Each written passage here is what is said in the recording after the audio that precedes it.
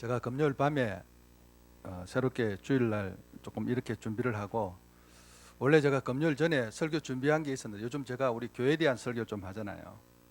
그래서 제가 설교 내려놓고 오늘 이 본문 가지고 금요일 밤 늦게 설교 준비 제가 사실 따로 했습니다. 우리 아이들도 이런 세태 속에서 하나님 말씀을 좀 배울 필요도 있고요. 또 우리도 이런 시대를 바라보는 영적인 안목이 좀 필요한 것 같아서 제가 설교 준비를 따로 했습니다. 제가 금요일 밤에 설교 준비를 새롭게 하기 위해서 우리 성경에서 전염병 나오는 구절을 제가 다 찾아서 읽었습니다. 우리 성경에 꽤 전염병이 많이 나옵니다. 제가 성경에 나오는 전염병을 전부 다 찾아서 성경에서는 전염병이 어떤 경우에 왜 언급되는지를 살폈습니다. 제게는 목사님 그게 더 중요하죠. 성경은 시대와 사건과 세상을 바라보는 안목을 주거든요. 우리에게는 우리의 안목이 좀 필요하죠. 그래서 제가 성경에 있는 모든 전염병에 관한 구절들을 전부 다 읽고 조금 정리를 해보았습니다. 그랬더니 놀랍게도요, 성경에 꽤 전염병이라는 표현이 많이 나옵니다. 제가 설교 요약지도 조금 밑에 소개를 해드렸는데, 우리 성경의 전염병에 대한 구절들이 총 45회 정도 나옵니다. 직접적으로 45고요. 재앙이라는 말까지 합치면 조금 더 많습니다, 사실은요. 성경이 꽤 전염병을 많이 이야기하고 있다는 생각이 들고요. 제가 그 45규제를 전부 다 읽고 배경과 내용을 정리하면서 제가 총 묶어서 전염병을 극복하는 길이라, 그렇게 제가 오늘 조금 설교 제목을 일부러 조금 정리를 했습니다. 물론 손 씻는 게 제일 중요하다 그러더라고요, 의사들 이야기로는요.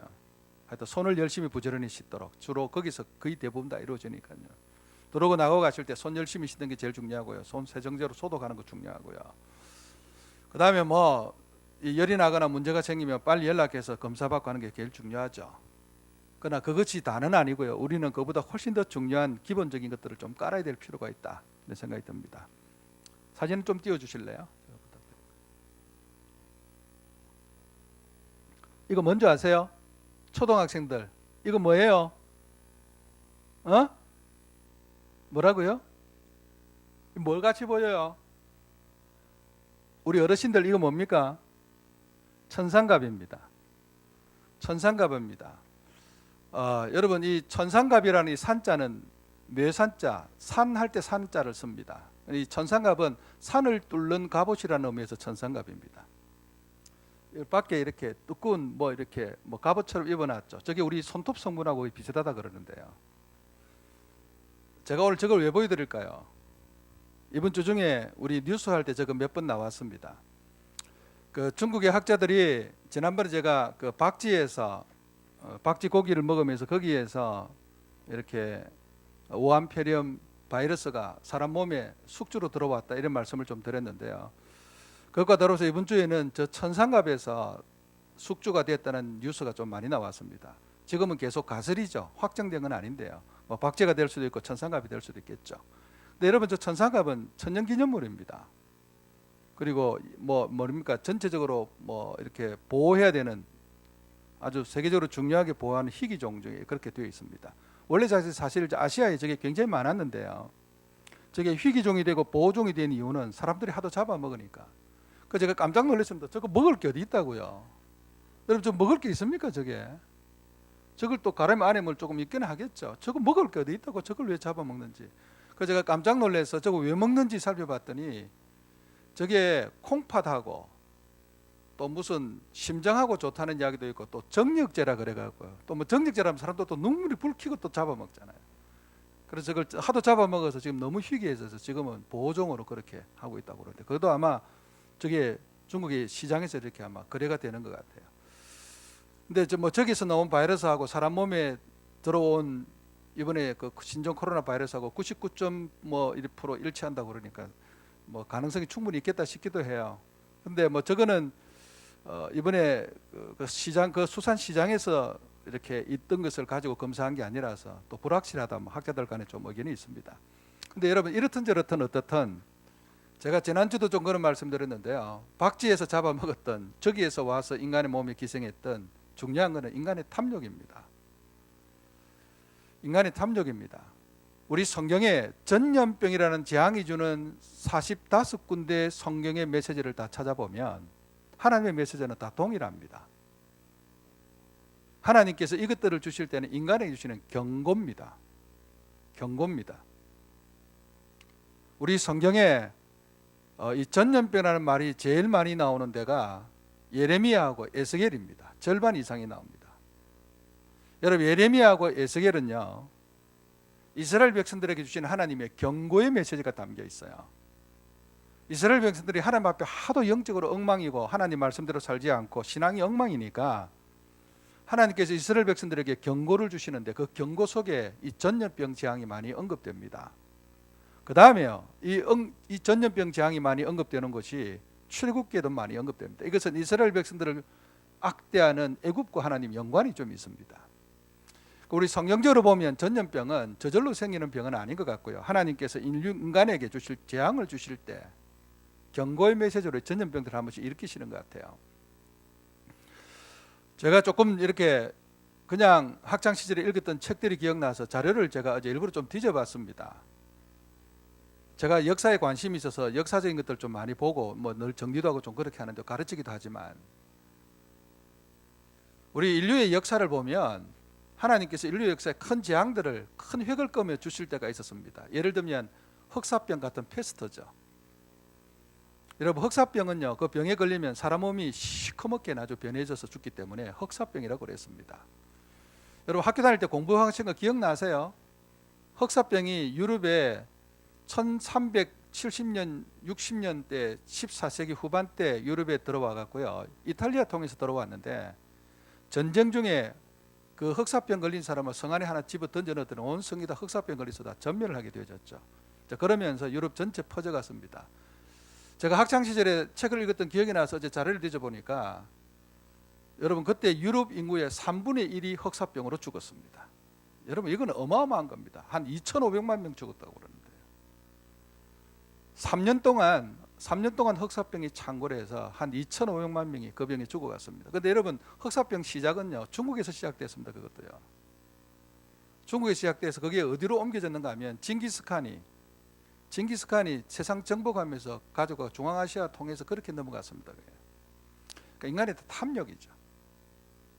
그러니까 다 인간의 탐욕과 욕심과 관계가 있습니다. 그리고 그게 유럽으로 건너가면서 유럽을 초토화시키는데 그게 종교개혁 전에 유럽의 부패한 사회와 연관이 있습니다. 역사적으로요. 종교개혁은 1517년 초기에 일어났잖아요. 그러니까 흑사병 일어나고 난 뒤에 한 100년 조금 지나면서 종교개혁이 일어났는데 그 당시에 유럽은 이 잘못된 종교의 피폐와 여러 가지 것들에 대해서 엉망이었습니다. 그리고 굉장히 타락된 도시였고요. 하나님께서 한번 그렇게 휩쓸었다고 저는 좀 보여지고요. 많은 역사학자들이, 유럽의 역사학자들이 페스트를 이야기하면서 그런 이야기를 많이 합니다. 여러분, 이 세계의 중요한 이게 전염병이나 질병들이 일어난 배경에 보면 인간의 탐욕과 다 연관이 있습니다. 여러분, 뭐 에이즈 같은 병도요, 그 유럽 사람들이 아프리카에 들어가서 탐욕을 일으키면서 그렇게 나타난 더러운 질병이잖아요. 그걸 그대로 유럽에 가져와서 옮기고 전 세계에 퍼뜨렸습니다. 그 다 탐욕이죠. 여러분, 다 탐욕으로 일어난 줄 알면서도 그 탐욕을 절제하지 못해서 계속 그게 확산되고 그렇게 됐죠. 저는 요즘 일어나는 이런 질병들 한 번씩 보면 하나님께서 우리에게 주시는 경고의 메시지인 것 같아요. 여러분, 뭐 천상갑이든 박쥐든 다 인간의 탐욕 아닙니까? 다 탐욕이죠. 저거 안 먹는다고 뭐 우리가 문제가 됩니까? 뭐 저거 먹으면 또 얼마나 몸에 좋겠어요. 인간의 더러운 탐욕들이 결국은 다 이렇게 재앙으로 우리에게 주어진다는 것들을 좀 많이 보게 됩니다. 하나님께서 이스라엘 백성들에게 예레미야와 에스겔을 통해서 집중적으로 하나님 전염병 재앙을 많이 이야기하신 것은 너희들이 정신 차리지 못하고 욕심에 끌려 잘못 살게 될 때 하나님께서 재앙을 주셔서 메시지를 주신다는 뜻입니다. 그러니까 적어도 전염병의 창궐은 하나님의 메시지와 좀 연관이 있습니다. 지금 우리 시대도요, 굉장히 탐욕적인 시대입니다. 굉장히 탐욕적인 시대입니다. 그래서 전체적으로 하나님께서 주시는 경고의 메시지를 좀 듣고 인간의 하나님 앞에 좀 겸손할 필요가 있습니다. 지금 서구 사회는 뭐 여러 가지 탐욕적인 것들이 굉장히 많이 나타납니다. 그게 뭐 이렇게 인권이나 이런 것들로 둔갑해서 우리에게 오는 경우도 많습니다. 우리 한국 사회도 마찬가지고요. 가장 그중에 대표적인 게 동성애 같은 그런 것들입니다. 그게 뭐 성소수 인권해서 이렇게 포장이 되어 있지만 사실은 우리 성경적으로 보면 하나님께 주시는 무서운 죄 그리고 죄악의 징표 간음자 중에 하나입니다. 어떻든 시대가 지금 전체적으로 보면 굉장히 악한 시대로 좀 가고 있다는 생각이 좀 많이 있고요. 하나님께서 이 바이러스 하나 퍼뜨리니까 인간이 꼼짝 못 하잖아요. 사실 이 바이러스 하나가 전 지구를 지금 뭐 짧은 시간 안에 발칵 뒤집어 놓는 거 보면서 하나님께서 이걸 동시다발적으로 일으키면 누가 다 감당할 것인가 이런 생각이 좀 많이 들었습니다. 두렵더라고요. 그러면서 정말 영적으로는 좀 더 하나님 앞에 우리가 귀하게 써야 되겠다 말씀 붙들고 이런 생각을 좀 많이 가졌습니다. 여러분 제가 오늘 설교 제목에 그 전염병 극복의 길이라고 그랬는데 우리 성경에 보면 이게 아주 명확하게 나옵니다. 오늘 우리가 읽었던 성경인데요. 제가 한 구절만 다시 읽겠습니다. 우리 역대하 20장 8절에 보시면 오늘 읽었던 성경 말씀인데요. 8절에 보시면 9절에 보시면 만일 재앙이나 난리 같은 경우는 뭐 전쟁과 연관이 좀 있습니다. 견책이나 그다음 뭐가 나오죠? 전염병이나 지금 우리가 뭐 다 이런 것들은 다 전염병이죠. 전염병이나 기근이나 이런 것들이 우리에게 임하면 여러분 이 9절에 여러분 참 제가 지금 이걸 다 찾아서 못 들어드리는데 여러분 여기 지금 만일 이렇게 된 성경 여러분 설교 요약제 보시면 역대하 6장에 28절부터 제가 이렇게 옮겨놨습니다. 그 제일 첫째 단어가 뭡니까? 만일로 되어 있죠. 여러분 이게 그냥 읽으면 아무것도 아닌데 알고 읽으면 어마어마하게 신비롭습니다. 여기 만일 되어 있잖아요. 만일. 여러분 여기 지금 역대하 6장에 제가 28절 말씀 옮겨놨는데 만일 이 땅에 기근이나 전염병이 있거나 그렇죠? 나오잖아. 그 밑에도 오늘 우리가 읽었던 역대하 20장의 말씀하고 똑같죠? 거의 똑같습니다. 만일 되어 있는데요. 그 역대하 나중에 여러분 집에 가셔서 오늘 가족하고 함께 읽어보시기를 바랍니다. 역대하 6장을 읽어보시면 만일이라는 단어가 6번 이상 나옵니다.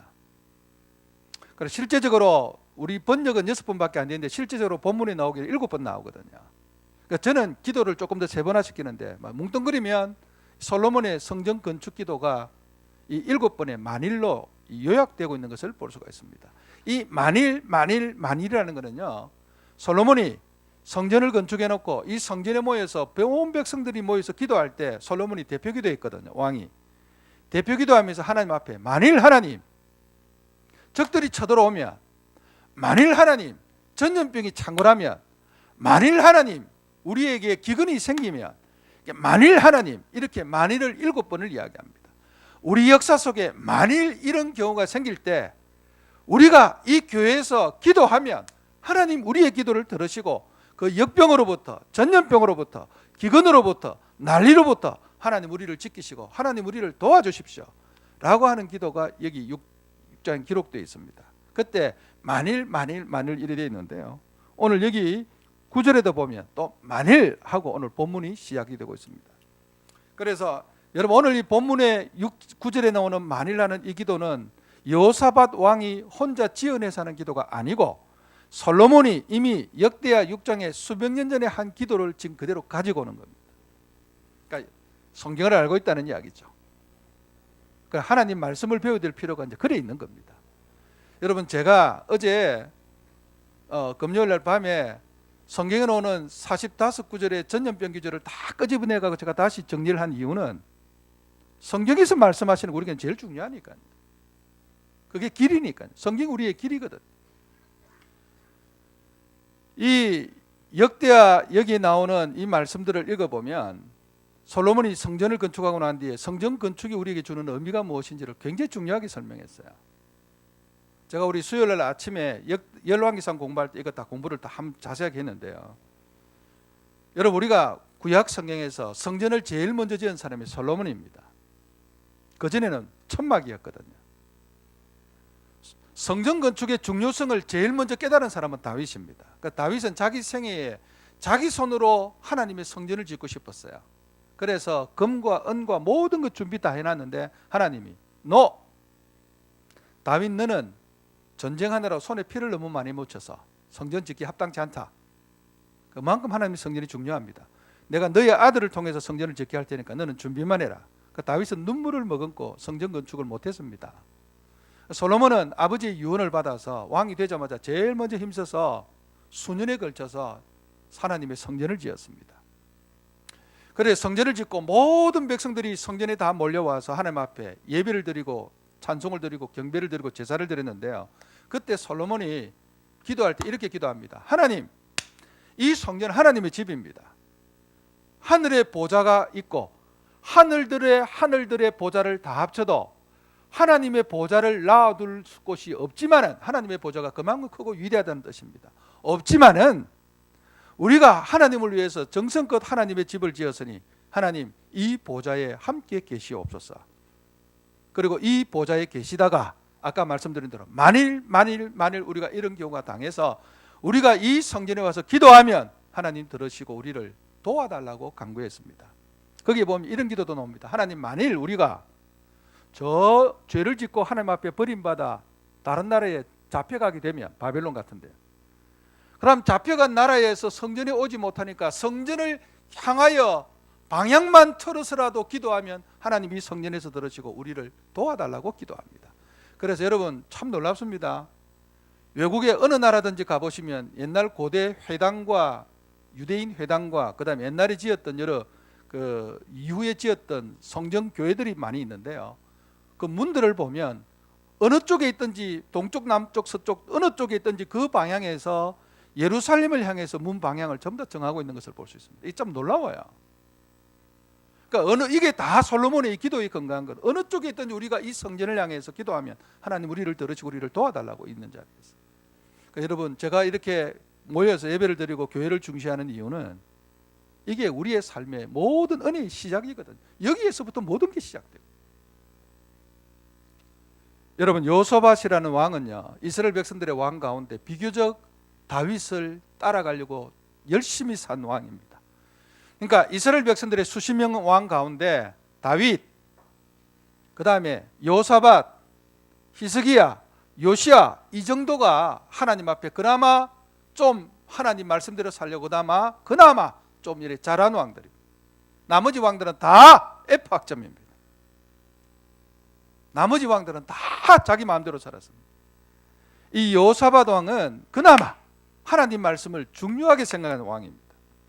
그런데 여호사밧이 왕이 됐는데 기회다 생각해서 주변의 나라들이 일어났습니다. 우리가 이걸 암몬 연합군이라 그러는데요. 제가 오늘 다 읽지 않았지만 20장 1절에 보면 모압 자손, 암몬 자손들, 마온 사람들이 함께 여호사밧을 치러 올라왔다. 연합군을 모았어요. 이걸 우리가 보통 뭐 여러 가지 이야기를 합니다. 하여튼 연합군을 만들어서 올라왔어요. 그러니까 전쟁 형편으로 보면 여호사밧은 이들을 이겨낼 재간이 없습니다. 이때 이스라엘은요 12지파가 통일왕국이 아니고 이미 나라가 쪼개져 가지고 여호사밧 이 시대던 예루살렘을 중심으로 해서 유다지파와 베냐민 지파 두 지파밖에 없어요. 인구도 안 많다고요. 땅도 작고요. 근데 주변에 연합군이 몽땅 뭉쳐서 북쪽에 이스라엘도 괴롭히는데 확 쳐들어와 가지고 이 나라를 괴롭히니까 멸망당할 수밖에 없었거든요. 근데 여호사밧이 이때 하나님 앞에 간절히 기도한 내용이 오늘 우리가 읽었던 구절입니다. 여호사밧이 어떻게 기도하는가 하면, 하나님, 옛날 솔로몬 왕이, 우리의 조상 솔로몬 왕이 성전을 건축하고 하나님 앞에 이렇게 기도했는데 만일 그 기도를 내가 오늘 가져옵니다. 하나님, 만일 재앙이나 적들이 쳐들어왔을 때 기도하면 하나님께서 들어주시고 지켜준다고 약속하셨으니까 오늘 내가 그거 믿고 하나님, 우리가 오늘 이렇게 하나님 앞에 서서 기도합니다. 그러니까 하나님 우리를 구원해달라고 간구하죠. 여러분, 제가 오늘 이 본문 보면서 제가 제일 놀라운 것은요, 우리 읽었던 본문 12절 13절 한번 보십시오. 저는 12절 13절 읽고 이제 너무 좋았습니다. 그냥 이 구절만 가지고도 한 주간 넉넉히 이기고 살겠다는 생각이 들었습니다. 여러분의 성경이 있으면 밑줄 치고요, 아니면 앞에 한번 보시기를 바랍니다. 12절 13절 한번 보십시오. 11절 12절 아니고 12절 13절. 그렇게 되어 있습니까? 우리 하나님이여, 그들을 징벌하지 아니하시나이까. 우리를 치러 오는 이 큰 무리를, 엄청나게 큰 무리가 오니까 자기들은 감당할 수가 없죠. 우리가 대적할 능력이 없고, 그 다음에 어떻게 할 줄도 알지 못하고, 다르게 표현하면 이 적들을 이길 수 있는 능력도 없고 방법도 없습니다. 다 없는 거죠. 능력도 없고 방법도 없습니다. 사람이 왜 하나는 있어야 되는데 능력도 없고 지금 방법도 없는 거죠. 우리가 어떻게 할 줄을 알지 못하고, 그 다음 단어가 너무 중요합니다. 밑줄 치십시오. 오직 주만 바라보나이다. 오직 주만 바라보나이다. 우리 아무것도 할 수 없습니다. 능력도 없고 방법도 없습니다. 오직 주님만 바라봅니다. 그 다음에 13절에요. 주님만 바라보는데 어떻게 바라봅니까? 유다 모든 사람들이 그들의 아내와, 그 다음에 누구와요? 자녀와, 그 다음에요. 여러분, 자녀는요 좀 이렇게 청소년 정도 되는 거고, 여기 어린이는요, 오늘 여러분 어린아이들은 유치부, 영아부까지 다 포함되는 거예요. 더불어 여호와 앞에 섰나이다. 제가 어제 하나님 앞에 마지막 예배 준비하고 이렇게 기도했습니다. 하나님, 오늘 우리 이 예배는 지금 이 어려운 가운데 우리가 우리의 어린아이와 모든 자녀들이 이 어려움 재앙 앞에서 우리가 오직 하나님만 바라보고 우리가 온 마음으로 함께 하나님 은혜를 사모하고 주님 앞에 겸손하겠습니다 하는 그런 자세를 가졌습니다. 참 성경이 놀랍습니다. 여러분, 이때 여호사밧이 내가 하나님의 말씀과 선지자들을 신뢰하고 하나님 믿음으로 나가는데, 전쟁에 나가면서 전쟁 제일 앞에 누구를 앞장 세우고 이 전쟁하느냐 하면요, 교회에서, 오늘 우리 찬양대입니다. 교회에서 찬양하는 사람들을 전쟁 제일 앞에 세워서 그들이 찬양하면서 전쟁을 시작합니다. 그러니까 앞에 적들이 보면 기가 막히죠. 보통은 전쟁할 때 제일 앞에는요, 제일 강한 군대가 앞에 서고 뒤에서 화살을 쏘고 그 다음 이렇게 가는 거거든요. 근데 찬양한 무리가 제일 앞장서서 나와서 앞에 있는 적들이 막 기가 막힐 상황이 벌어졌죠. 근데 하나님께서 역사하셔서 이 굉장히 큰 전투의 승리를 거둡니다. 여호사밧은 이스라엘 백성들의 위기를 극복해낸 굉장히 위대한 왕으로 기록이 되죠.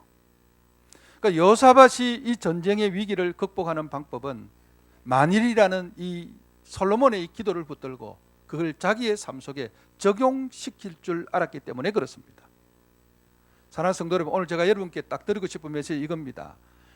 우리가 어떤 일을 당하든 그 일에 대하여 하나님이 우리에게 주는 교훈과 메시지를 지금 여러분의 삶의 역사 상황 속에 적용시킬 줄 아는 성도가 되셔야 됩니다. 이 적용시키는데 딱 두 가지가 필요합니다. 하나는 지혜가 필요하고 하나는 믿음이 필요합니다. 지혜는 알아야 되죠. 모르면 내 마음대로 사는 거죠. 제가 이렇게 신앙 지도를 하다 보면 잘 모르면 목사가 이렇게 가르치면 그라도 잘 들어야 되죠. 목사는 자기 말 하는 거, 목사는 항상 하나님 말씀을 가르치는 사람인 거예요. 근데 말씀도 안 들어요. 그걸 자기 고집과 생각대로 사는 거죠. 지혜가 없는 겁니다. 진짜 지혜가 없는 거예요. 그죠? 고야에 그렇지? 우리 고야가 제일 착합니다. 제가 착하고 귀하다는 것은 지혜롭다는 뜻입니다. 지혜가 있어야 돼요. 이 머리 좋은 거하고 다릅니다. 제가 보면 전혀 하나님의 은혜도 아니고 뜻도 아니고 길도 아닌데 본인은 또 그게 하나님 뜻이라고 가는 사람들도 있어요. 보면 지혜롭지 못해서 그래요. 그러니까 이 지금 여호사밧이 위대한 것은 뭐냐면, 여호사밧은 이 위기 속에서 딱 제일 먼저 하나님의 말씀을 딱 붙잡는 거죠. 그래 보니까 솔로몬 시대 때 이렇게 한 게 그대로 있잖아요. 답이 있잖아요. 솔로몬 기도에. 그러니까 이게 뭐 되고 안 되고 몇 퍼센트고 이것 다 떠나서 그걸 그대로 가지고 와서 온 어린아이까지 다 모아서, 그러니까 저는 여호사밧의 신앙이 철두철미하다고 생각하는데, 어린아이들까지 다 모아서 하나님 앞에 딱 서서 하나님 우리가 이렇게 섰습니다. 하나님 그때 이렇게 분명히 너희가 이런 재앙을 만날 때 하나님 앞에 회개하고 기도하면 내가 너희를 구원해 주겠다고 약속하셨으니까 하나님 지금 그 약속 지키십시오. 그리고 하나님 앞에 담대하게, 제가 오늘 다 읽지 않았지만 여러분 그 뒤에 20절 어간에 넘어가 보면 여호사밧이 하나님 앞에서 신뢰하고 이런 단어가 막 튀어나옵니다. 그리고 찬양대를 앞장 세워서 찬양하며 나갔더니 이 전쟁에 위대한 승리가 오는 장면이 있습니다. 여러분, 이거는 거짓말이 아니고 역사적인 사실들입니다. 여러분, 그가 지혜롭게 하나님 말씀 붙들고 그 다음에 믿음으로 신뢰하고 믿어야 됩니다. 그래야 역사가 일어나는 거죠. 하나님 앞에서 오늘 우리에게 정말 필요한 메시지다, 그런 생각이 듭니다. 하나님께서 에스겔 선지자와 예레미야 선지자 시대 때 전염병에 제일 많이 했다고 그러는 하나님의 경고였거든요. 이런 경고를 주실 때마다 하나님이 반복적으로 하신 메시지가 있습니다. 그게 뭐냐면 회개하라. 그러니까 탐욕의 세상에서 너무 탐욕적으로 사는 인생에서 회개해야 됩니다. 그리고 우리를 돌아보고 하나님 앞에 엎드려서 하나님 말씀의 원리를 적용시키는 담대한 믿음이 우리에게 있어야 됩니다. 성도 여러분, 저는 그래서 이번 하나님께 주시는 은혜를 붙들고 이번 기회에 좀 많이 기도하시면 좋겠습니다. 개인적으로 교회에서 함께 모여서 기도하시고요. 그리고 회개하고 영적으로 바로 서시고 그 하나님 우리를 지키시고 도우시고 은혜를 허락해달라고 온 가족이 간절히 주님 앞에 엎드리는 자세가 좀 필요합니다. 이런 가정에서 식사 시간에 기도하면서 우리 부모님들, 자녀들이 들을 수 있도록 자녀들 앞에서 분명히 기도하셔야 됩니다. 하나님, 이럴 때 우리 가정도 지키시고 이런 것들로부터 우리 자녀와 우리 친구들이 학원이나 학교나 학원에 또는 뭐 유치원에 이렇게 갈 때 하나님 지키고 보호해달라고 기도하시고 자녀들이 그걸 듣고 가서 그 믿음을 가지고 살 수 있도록 어릴 때부터 가르쳐야 됩니다. 그렇게 해서 우리가 하나님 은혜 가운데 하나님 어떻게 우리를 도우시는지, 지키시는지, 은혜를 베푸시는지를 깨달을 필요가 좀 있습니다. 겸손하게 회개하고 하나님 앞에 엎드리라. 오늘 보면 우리가 오직 주만 바라본다고 그랬는데 엎드리라. 이게 여러분 하나님께 지금 우리에게 주는 메시지고, 그 다음 우리가 이 일들을, 어려움들을 극복해 나가는 길이기도 합니다. 제가 전염병에 관한 성경 45구절 가운데 제가 제일 제 마음에 강하게 들어온 기절이 하나 있습니다. 그게 오늘 결론입니다. 설교 요약지에 시편 91편 3절 6절이라고 있는데 그중 요약해서 제가 한번 보시기를 바랍니다. 제가 지금 배경 설명을 잘 못 들었는데 시편 91편은 하나님이 회복과 은총을 베푸시던 시작에 나오는 시편 90편 91편입니다. 그래서 시편 90편의 모세의 기도와 시편 91편은 시편 제4권을 이끌어가는 대단히 중요한 시편인데 회복의 단초에 나오는 기절입니다. 그게 하나님께 이렇게 나옵니다. 이게 그러니까 선지자들 메시지하고 연관이 있어요. 예레미야하고 에스겔 선지자의 메시지하고 시편 91편하고는 밀접한 연관이 있습니다. 그러니까 예레미야나 에스겔이 전염병 재앙을 많이 이야기했기 때문에 시편 91편이 그하고 연관이 있습니다. 그러니까 전염병 재앙이 올 때 그럼 우리가 어떻게 할 것이냐, 그게 시편 91편에 나오고 있어요. 그 91편에 중요한 기절을 제가 이렇게 요약을 좀 해놨습니다. 앞에 한번 보십시오. 이는 그가 너를 새 사냥꾼의 올무에서와 심한 전염병에서 건지실 것이미로다. 여기 보면 심한 전염병에서 건지실 것이미로다. 그가 너를 너의 깃으로 덮으시리니 내가 그의 날개 아래에 피하리로. 이걸 우리가 피난처라고 그럽니다.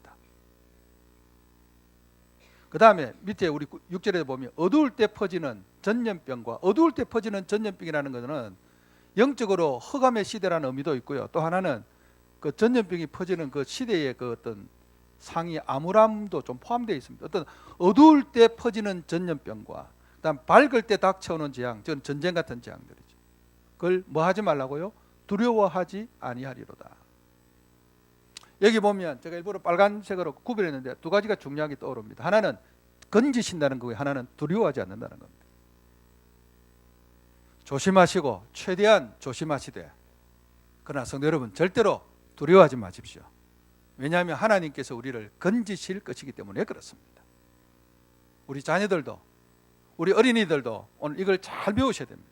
우리 어린 친구들도 이걸 잘 배워서 평생에 하나님께서 어려울 때마다 우리를 건지시고 지키신다는 것을 기억하고, 우리 자녀들도 어렵고 힘들 때마다 하나님 이름 부르고 하나님께 기도하고 하나님을 의지할 줄 아는 우리 초등부, 유치부, 중고등부 모든 자녀들이 다 되시기를 바랍니다. 이 삶의 지혜는 영어보다 훨씬 중요합니다. 얼마나 우리에게는 사실 중요한 메시지인지 모릅니다. 오늘 우리 자녀들과 함께 서서 주만 바라보는 이 시간 예배가 이번 질병으로부터 우리 온 가족을 지키시고 도우실 줄 저는 믿습니다. 하나님의 이 은총이 우리 온 성도들 가운데 한 주간 넘치게 풍성하게 일어날 수 있기를 주님의 이름으로 간절히 축원을 드립니다.